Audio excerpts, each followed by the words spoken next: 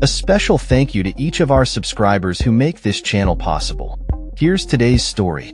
In a landmark ruling that has sent shockwaves through Bangladesh and the international community, former Prime Minister Sheikh Hasina has been convicted of crimes against humanity and sentenced to death by a special tribunal in Dhaka.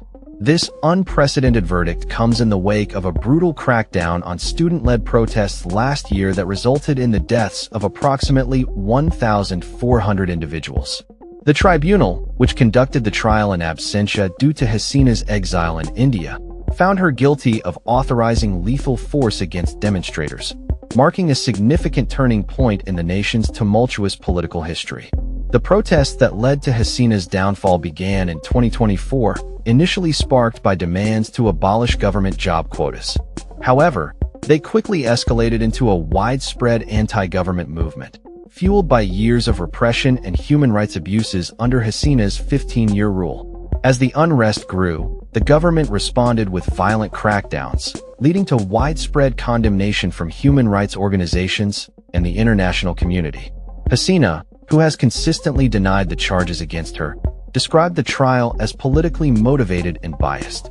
In a statement released following the verdict, she expressed pride in her government's human rights record and claimed that the death penalty was a tactic employed by the interim government to eliminate her political party, the Awami League, from the political landscape.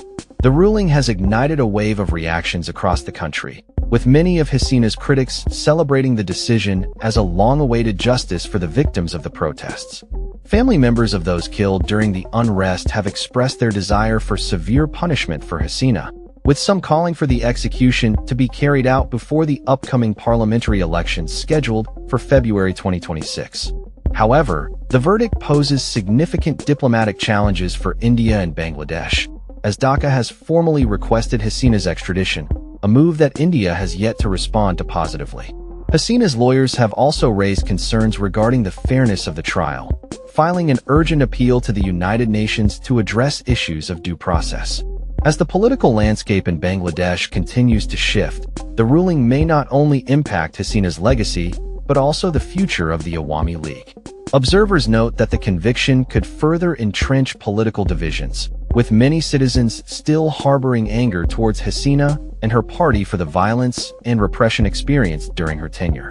In a country marked by political instability and unrest, the verdict against Hasina is seen as both a moment of potential closure for the families of the victims and a reminder of the deep-seated issues that continue to plague Bangladeshi society. As the interim government led by economist Muhammad Yunus prepares for the upcoming elections, the path forward remains fraught with challenges, and the repercussions of this historic ruling will undoubtedly resonate throughout the nation for years to come. That's all for this story. We upload videos every day covering many different subjects, so hit that subscribe button to stay informed. Thanks for watching.